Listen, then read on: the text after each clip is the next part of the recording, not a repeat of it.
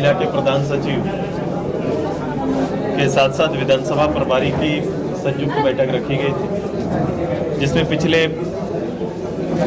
वर्ष से और इस वर्ष में चलाए जा रहे कार्यक्रमों का मूल्यांकन किया गया।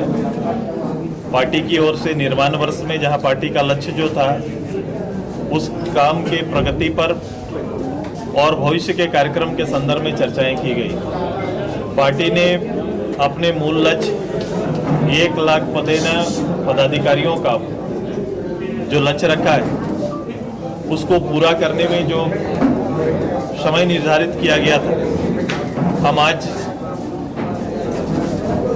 उस समय अवधि का थोड़ा विस्तार कर रहे हैं और तैयारी हमारी है कि हर हालत तक 15 नवंबर से पहले जो थोड़ा भी पार्टी के सहयोगी इकाई का, मूल इकाई के अलावे सहयोगी का इकाई का गठन पंचायत स्तर से लेकर राज्य स्तर तक का सारा सम्मेलन निर्धारित समय के अंदर पूरा करने का निश्चय हम सभी लोगों ने लिया है। इसके लिए अलग अलग बार सभी को दायित्व दिया गया है।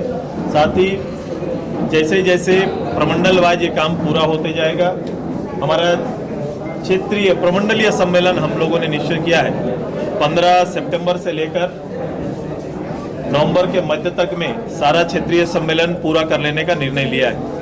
हमारी कोशिश है कि पार्टी को इसी वर्ष अंत तक पार्टी का महाधिवेशन तय है और महाधिवेशन की तैयारी इन सारे कार्यक्रमों के साथ हम लोग पूरा करने का निर्णय लिया है। साथ ही अभी के ज्वलंत विषय, साथ ही साथ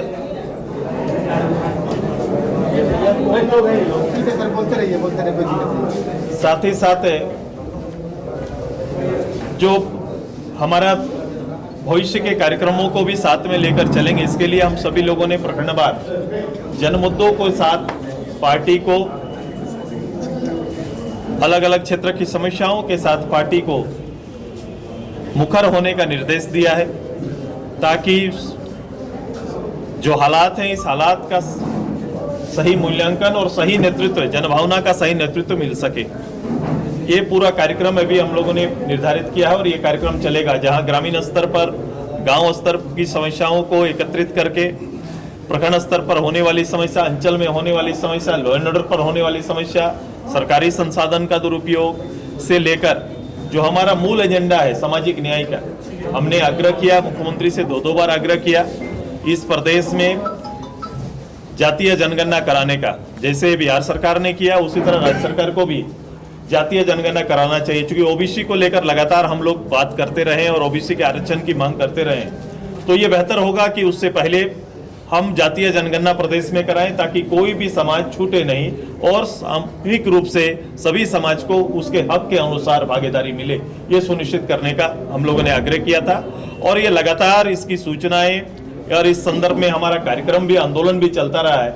अब इसका व्यापक स्वरूप में आंदोलन की तैयारी पार्टी करने जा रही है। चरणबद्ध रूप से इस कार्यक्रम को जारी किया जाएगा।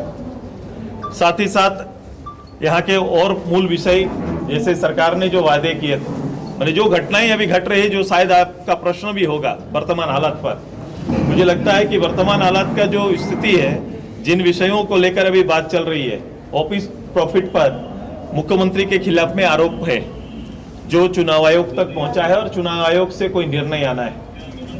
लेकिन प्रदेश की परिस्थिति क्या है? प्रदेश में राज्य सरकार ने और उनके सारे मंत्रालय के लोगों ने और झारखंड मुक्ति मोर्चा, कांग्रेस, राजद संयुक्त रूप से 28 महीना बीत जाने के बाद अपनी नाकामियों को छिपाने का एक बहाना और रास्ता ढूंढ रहे हैं। लोग, ऐसा लग रहा है कि सरकार गिराया जा रहा है, इस तरह की चीजों को वो रख रहे हैं। लेकिन वास्तविकता क्या है कि भाई ऑफिस ऑफ प्रॉफिट में आपके खिलाफ में आरोप तय हुआ है और चुनाव आयोग उस संदर्भ में माननीय राज्यपाल के सामने अपना रिपोर्ट भेजेंगे। मात्र इतनी घटना है। इसके साथ साथ कई तरह की एजेंसियां जो जांच कर रही है तो उसका पुख्ता सबूत भी मिलते जा रहा है। तो इन सब चीजों से ध्यान भटकाकर मूल विषय जो राज्य सरकार इस प्रदेश के अंदर 2 साल की अराजकता की स्थिति, लूट की जो स्थिति, जो यहाँ के रिसोर्स थे, रिसोर्स को पर्सनल रिसोर्स बना दिया है। जो राज्य रिसोर्स होना चाहिए वो पर्सनल रिसोर्स बन गया है। उसके ऊपर और इन सारे जितने भी कमिटमेंट थे राज्य सरकार के, उनको छिपाने का काम राज्य सरकार कर रही है और ध्यान भटकाने के लिए इस तरह के आचरण कर रहे हैं। मैं रोज देख रहा हूं कौन किसकी सरकार गिरा रहे हैं। ये कह रहे हैं कि वो भारतीय जनता पार्टी हमारी सरकार गिरा रही है। दूसरा, आपने देखा होगा कि झारखंड मुक्ति मोर्चा के महासचिव मीटिंग करके पूरी बात बोलते हैं कि 19 भारतीय जनता पार्टी के विधायक हमारे संपर्क में हैं। तो ये आरोप भी आपका सही नहीं जचता, क्योंकि एक पब्लिक बड़ा कंफ्यूज है कि भाई कौन किसकी सरकार गिराना चाहता है। ये असल में ये हो रहा है कि ये ध्यान भटकाने का काम हो रहा है, नाकामियों को छिपाने का काम हो रहा है, और इस सब से और इस तरह से जो नाटकीय व्यवस्था से आप जनता से पार नहीं पा सकते हैं। जन मुद्दों के साथ और कमिटमेंट को पूरा करने का हल्ला बोल कार्यक्रम हम लाएंगे और पब्लिक के साथ खड़ा होकर उन मुद्दों को पूरा करने की आपसे और आपकी सरकार और इस गवर्नमेंट से अपील करेंगे और आंदोलन करेंगे।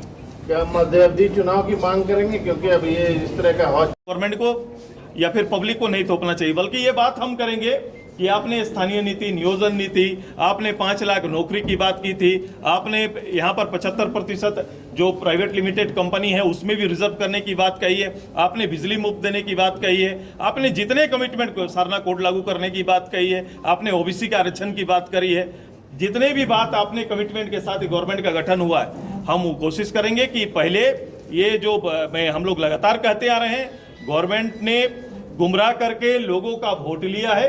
अब उन समय आ गया है कि गुमराह करने वाले पूरे मतदाताओं को एक साथ खड़ा करेंगे और ये साबित करेंगे कि गवर्नमेंट ने झूठा वायदा किया था। सरकार कार्यकाल पूरा करेगी क्या? मैं भविष्यवाणी नहीं करता, सरकार के पास गिनती है। अब सरकार किसको रोकने के लिए वो सीटी बजा रही है मुझे पता नहीं।